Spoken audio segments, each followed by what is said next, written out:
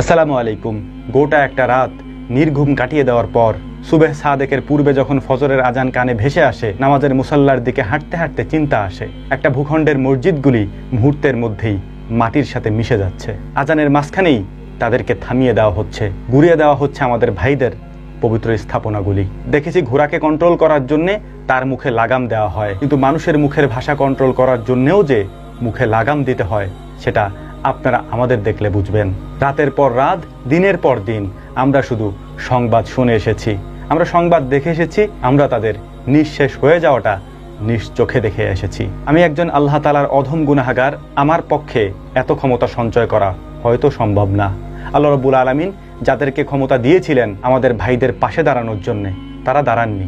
তারা বড় বড় কথা বলেছেন, তারা বক্তৃতার মঞ্চে বসে আমাদেরকে উস্কে দিয়েছেন। আল্লাহ রাব্বুল আলামিনের কাছে একটা দোয়াই করব, সেইটা হচ্ছে আপনি আমাকে এই পৃথিবীতে যতদিন পর্যন্ত জীবিত রাখুন না কেন, আমি শুধু একটা চাই আপনার কাছে রাখবো, হে মহান রব্বুল আলামিন, এই পৃথিবীতে আমি যতদিন বেঁচে থাকি, এই দুনিয়া থেকে চলে যাওয়ার পূর্বে আপনি আমাকে আমার এই দুই চর্ম চোখে ওদের নিঃশেষ হয়ে যাওয়াটা দেখিয়ে নিয়েন। আমি জানি নিকষ কালো অন্ধকারের পরেই সুবেহ সাদেক হয়, সকাল হয়, ভোর হয়। সেই ভোরের অপেক্ষায় আমরা থাকবো ইনশাআল্লাহ। যারা তাদের সর্বস্ব দিয়ে তাদের ভূমিকে আঁকড়ে ধরতে চেয়েছিলেন, আঁকড়ে রাখতে চেয়েছিলেন, এই মাটিতে তারা বসবাস করতে চেয়েছিলেন, এই পবিত্র নগরীতে, তাদেরকে যারা বিতাড়িত করেছে, তাদেরকে যারা দুনিয়া থেকে বিদায় করে দিয়েছে, রব্বুল আলামিন আমরা ভাষাগতভাবেও লাগাম টেনে দেওয়া মানুষের অন্তর্ভুক্ত, আমাদেরকেও আপনি ক্ষমা করবেন না। আমি আমার নিজের পাপের শাস্তি চাই, আমি চাই আমার এই পাপের শাস্তি হোক। হয়তো আমাদের এই নির্ঘুম রাত তাদের কোনো কাজে আসবে না, আমরা শুধু চোখের দেখাই তাদেরকে দেখে যাব এবং মুখে শুধু আহা শব্দটা উচ্চারণ করব।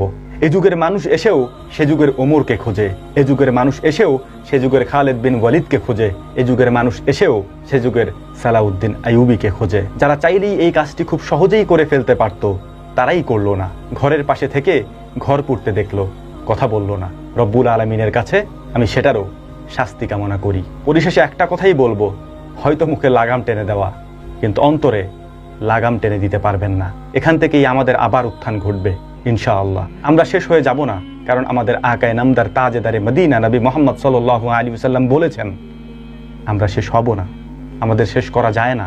যেখান থেকে সবাই আমাদের শেষ দেখে আল্লাহ রাব্বুল আলামিন সেখান থেকেই আমাদেরকে আবার শুরু করার তৌফিক দান করেন। যেটা অতীতে হয়েছে, তবে এভাবে কোনো শাসকদেরকে আমরা অতীতে চুপ থাকতে দেখিনি। কথা তো শেষ করতে হবে, তার আগে আবারও বলছি, আমি আমার চুপ থাকার বিচার চাই, আমি আমার চুপ থাকার শাস্তি চাই।